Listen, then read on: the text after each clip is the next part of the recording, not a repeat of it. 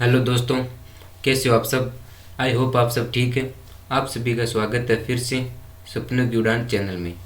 तो हम राजस्थान में 1857 की क्रांति पढ़ रहे थे, जिसकी ये दूसरी क्लास है।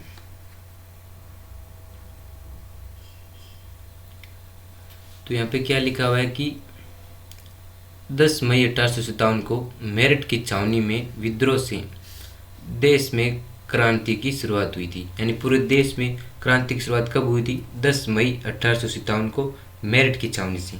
राजस्थान में क्रांति की शुरुआत कैसी हुई वो हम देख लेते हैं। तो यहाँ पे 10 मई 1857 को मेरठ की छावनी में विद्रोह करने वाली यहाँ पे दो टुकड़ियाँ तैनात थी। एक नंबर थी 28वीं नेटिव इन्फेंट्री और दो नंबर थी 15वीं नेटिव इन्फेंट्री। नेटिव इन्फेंट्री का मतलब होता है पैदल सेना। तो 10 मई 1857 को मेरठ में विद्रोह किया था ना, वो किसने किया था? 28वीं नेटिव इन्फेंट्री ने किया था। 15वीं नेटिव इन्फेंट्री ने विद्रोह नहीं किया था। तो फिर इस 15वीं नेटिव इन्फेंट्री को मेरठ से कहाँ भेज दिया गया था? अजमेर, राजस्थान में। कहाँ भेज दिया गया था? अजमेर। यहाँ से इनको यहाँ पे भेज दिया गया था अजमेर। ये घटना कब की बात है? 10 मई 1857 की है। अब 15 नेटिव इन्फेंट्री को कहाँ भेज दिया? राजस्थान के अजमेर जिले में। जहाँ पर क्या था? यहाँ पे अंग्रेज़ों का क्या था?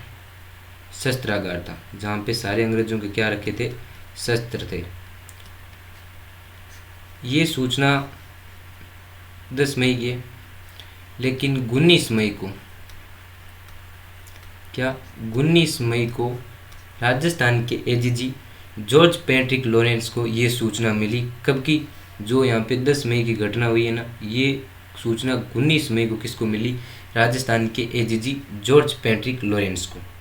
तो उनके दिमाग में आया कि वहाँ पे दो क्या थी? सैनिक टुकड़ी तैनात थी, जिसमें से 28 नेटिव इन्फेंट्री ने क्या किया था? विद्रोह किया था। लेकिन उसके साथ में 15वीं नेटिव इन्फेंट्री भी थी, जो अब वर्तमान में कहाँ पे गए? अजमेर में, राजस्थान में। और ये एजीजी कहाँ के थे? राजस्थान के। तो इन्होंने सोचा कि वो इनके ही तो साथी है, और अगर उनके भी दिमाग में अगर अंग्रेज़ों के खिलाफ विद्रोह करने की है, तो फिर हमने तो उनको अजमेर में तैनात करके रखा है, वो भी हमारे शस्त्रागार के।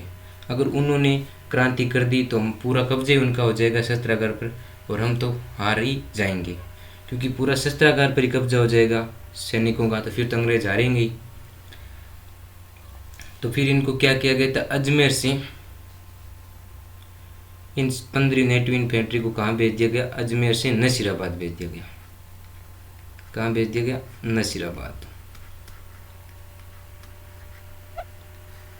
नसीराबाद भेज दिया गया था, जहाँ पर नसीराबाद में पहले से ही एक सैन्य टुकड़ी तैनात थी, जो कौन सी थी? 30वीं नेटिव इन्फेंट्री। उसके साथ ये भी हो गई कौन सी? 15वीं नेटिव इन्फेंट्री।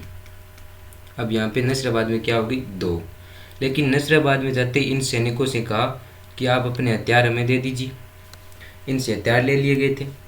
फिर अजमेर और नसीराबाद के बीच में एक सैनिक से क्या लगवाई थी? बम्बई लांचर से दस्तखत लगाई थी, इनकी निगरानी रखने के लिए कि कहीं ये अजमेर की शस्त्रागार की तरफ न आ जाए। तो इन 15वीं नेटिव इन्फेंट्री ने इनसे अंग्रेज़ों से क्वेश्चन किया कि हम पे डाउट है क्या आपको? पहले आप हमको मेरठ से अजमेर भेजा, फिर अजमेर से हमें नसीराबाद भेज दिया, अब हमारे हथियार ले लिए। आपको डाउट है क्या हमारे हमारे प्रति कि हम भी विद्रोह करेंगे? तो अंग्रेज़ों ने कोई स्पष्ट जवाब नहीं दिया था। तो इन्होंने भी ठान लिया था कि अगर इतना ही डाउट है तो हमें क्या कर देना चाहिए? क्रांति कर देनी चाहिए। इन्होंने कब ठाना? 28 मई को। 28 मई को सुबह ही बोला कि आज ही कर देते हैं क्रांति। फिर किसी ने बोला यार भूखा, हाँ अभी तो भूखे पेट कौन लड़े जाओ भाई, पहला पेट पूजा फिर काम दूजा। तो फिर क्रांति कब की? 28 मई को की, लेकिन दोपहर के लगभग 3 बजे इन्होंने क्या कर दी थी? क्रांति कर दी गई थी। तो ये आपको समझ में आ गया होगा कि राजस्थान में कैसे आई क्रांति। तो 10 मई 1857 को मेरठ की छावनी में विद्रोह हुआ था। उस टाइम वहाँ पे दो सैन्य टुकड़ी तैनात थी, 28 नेटिव इन्फेंट्री और 15 नेटिव इन्फेंट्री। तो वहाँ पे मेरठ में विद्रोह किसने किया था? 28 नेटिव इन्फेंट्री ने किया था, 15वीं ने नहीं किया था। तो उसका स्थानांतरण कहाँ कर दिया गया था? राजस्थान के अजमेर में, जहाँ पर क्या था? अंग्रेजों का शस्त्रागार था। लेकिन ये सूचना 19 मई को किसको मिली थी? राजस्थान के एजीजी जॉर्ज पैट्रिक लॉरेंस को। तो उनको लगा कि वो विद्रोह देख के आए तो कहीं वो भी विद्रोह ना कर दे, इससे अच्छा है हम इनको नसीराबाद भेज दें। तो इन्होंने कहाँ पर भेज दिया? नसीराबाद में। अब ये बात हम पूरी पढ़ भी लेते हैं, पूरी राजस्थान में नसीराबाद की क्रांति पढ़ लेते हैं।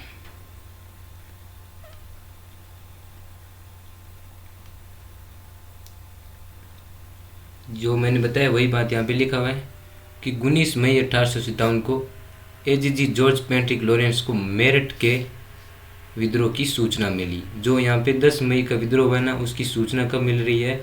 19 मई 1857 को एजीजी को, क्योंकि उस टाइम मोबाइल थोड़ी ना थे कि आज ही अगर कोई विद्रोह हुआ आज ही पता चल जाएगा। तो 19 मई 1857 को एजीजी जॉर्ज पैट्रिक लॉरेंस को मेरठ के विद्रोह की सूचना मिली।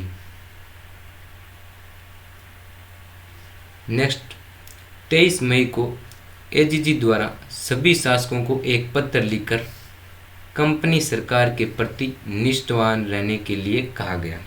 यानी 23 मई को राजस्थान के एजीजी कौन थे? George Patrick Lawrence. उन्होंने क्या किया?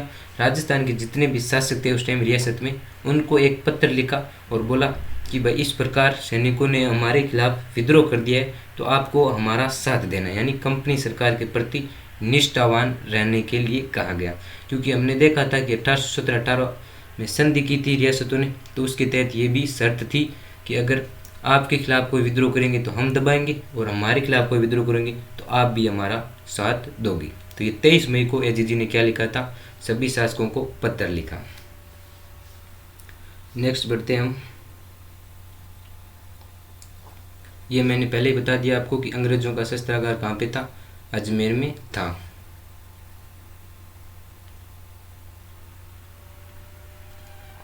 नेक्स्ट हम पढ़ देते हैं नसीराबाद में विद्रोह कैसे हुआ, कब हुआ। विद्रोह देखो 28 मई 1857 को दोपहर 3 बजे से स्टार्ट हुआ था।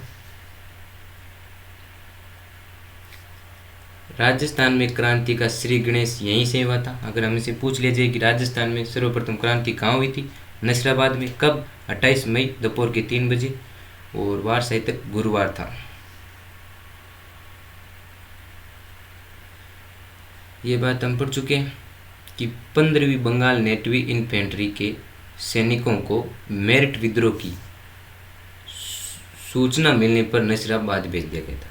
कि 15वीं बंगाल नेटिव इन्फेंट्री के सैनिकों को मेरठ विद्रोह की सूचना मिली थी। कब? जब एजीजी को। तो उन्होंने कहाँ पर भेज दिया था? नसीराबाद में भेज दिया गया था इनको।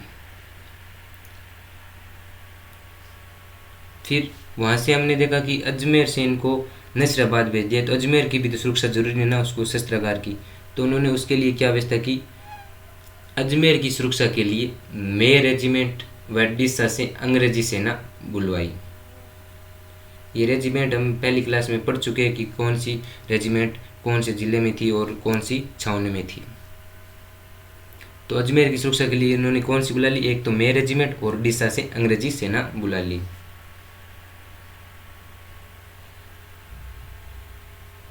नेक्स्ट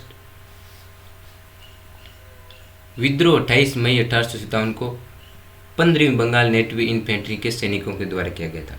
क्योंकि नसीराबाद में 2 सैन्य टुकड़ी तैनात थी, 28वीं मतलब 15वीं बंगाल नेटिव इन्फेंट्री और 30वीं बंगाल नेटिव इन्फेंट्री, जिसमें से विद्रोह किसने किया था? 28 मई 1857 को 15वीं बंगाल नेटिव इन्फेंट्री के सैनिकों द्वारा विद्रोह किया। तो इनमें क्या हुआ था? एक तो मेजर स्पोर्टिसवुड और कर्नल न्यूबरी ने तो बरी कर दियो, इन दोनों की क्या कर दी? हत्या कर दी। मेजर स्पोर्टिसवुड और कर्नल न्यूबरी ने तो बरी कर दियो। और लेफ्टिनेंट लॉक तथा कप्तान हार्डी घायल हो गए।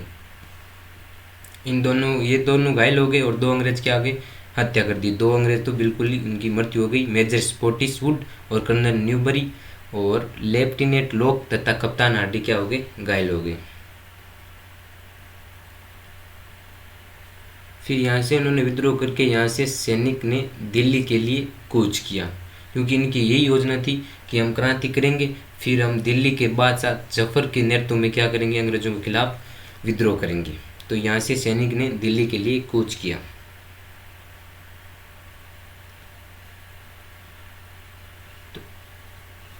तो ये नसीराबाद की तो इतनी क्रांति थी, क्योंकि ये अब दिल्ली की ओर चले जाएंगे। तो हम 2 नंबर पढ़ लेते हैं, भरतपुर में विद्रोह अंग्रेजों के खिलाफ।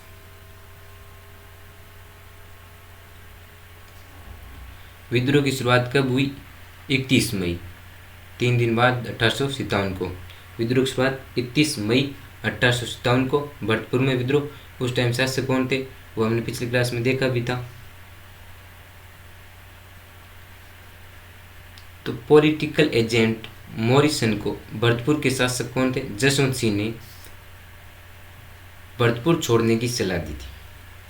कहने का मतलब, जैसे ही विद्रोह शुरुआत हुई 30 मई को, तो भरतपुर के शासक कौन थे? जसवंत सिंह। उन्होंने पॉलिटिकल एजेंट कौन था? मॉरिसन।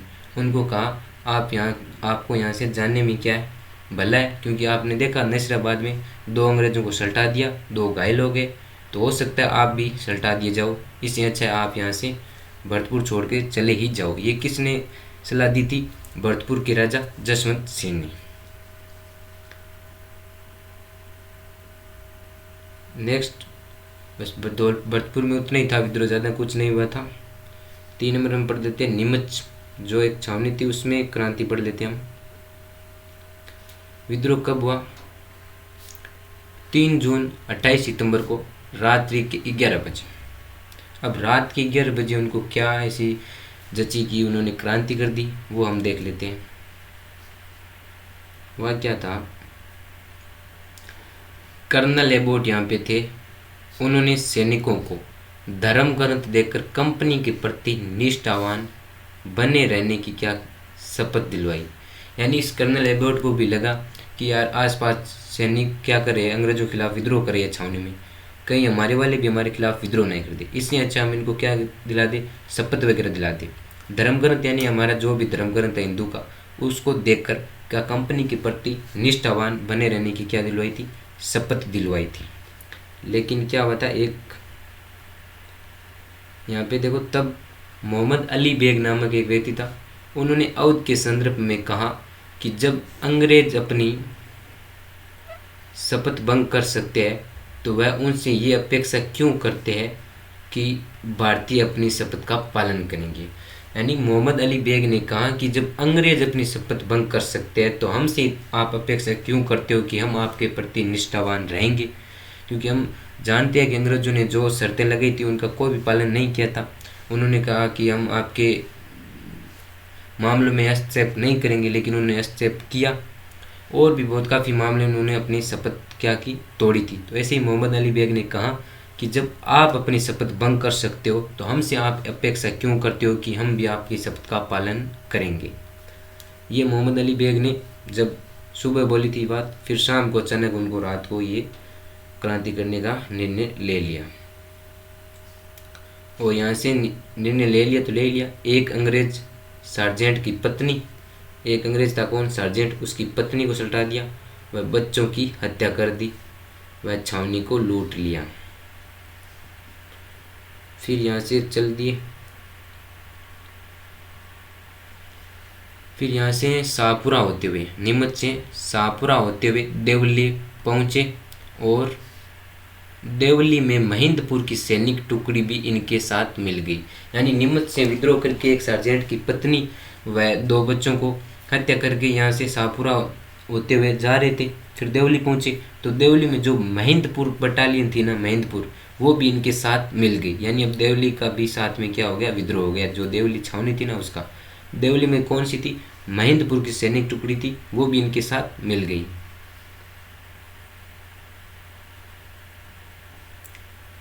शाहपुरा के ठिकानेदार लक्ष्मण सिंह ने विद्रोही सैनिकों का साथ दिया। यानी जैसे ये शाहपुरा पहुंचे तो शाहपुरा के वहाँ पे ठिकानेदार यानी सामंत कौन था?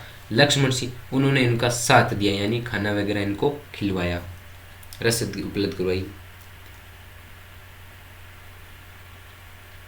नेक्स्ट, धौलपुर में विद्रोह पढ़ लेते हैं हम। धौलपुर में विद्रोह किसने किया था? गुर्जर नेता देवा ने। गुर्जर नेता देवा ने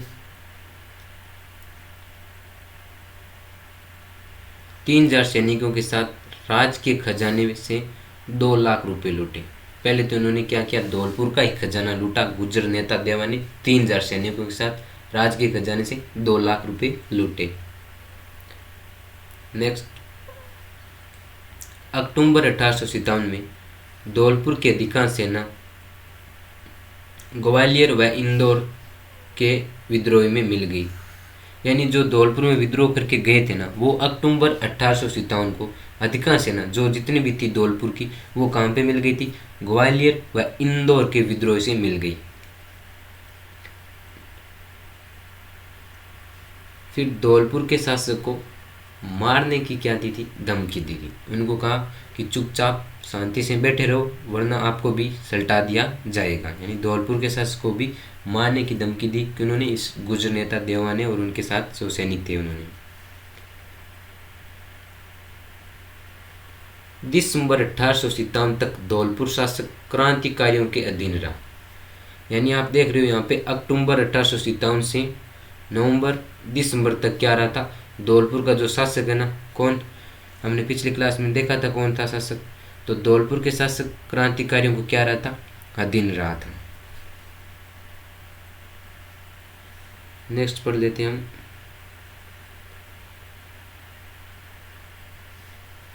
फिर क्या हुआ था? अंततः पटियाला की सेना ने धौलपुर को विद्रोही से मुक्त करवाया था। यानी अंततः पटियाला की सेना ने धौलपुर को विद्रोहियों से मुक्त करवाया। यहाँ पे एक नोट लगा की बात लिखी हुई है, कौन सी? कि धौलपुर राजस्थान की एकमात्र रियासत थी जहाँ विद्रोह बाहर के क्रांतिकारी यानी ग्वालियर व इंदौर द्वारा किया गया था, तथा इस विद्रोह को बाहर के सैनिक यानी पटियाला बाहर के सैनिक थे द्वारा दबाया गया था। यानी राजस्थान की एकमात्र रियासत थी जहाँ विद्रोह भी बाहर के क्रांतिकारियों द्वारा किया गया था और विद्रोह दबाया भी बाहर के क्रांतिकारियों ही द्वारा गया था। क्योंकि हमने देखा पिछली, जैसे यहाँ पे हमने देखा कि अधिकांश सैनिक कहाँ पे मिल गए थे? यहाँ पे देखो आप, अक्टूबर 1857 को धौलपुर में अधिकांश सेना ग्वालियर व इंदौर के विद्रोह में मिल गई थी।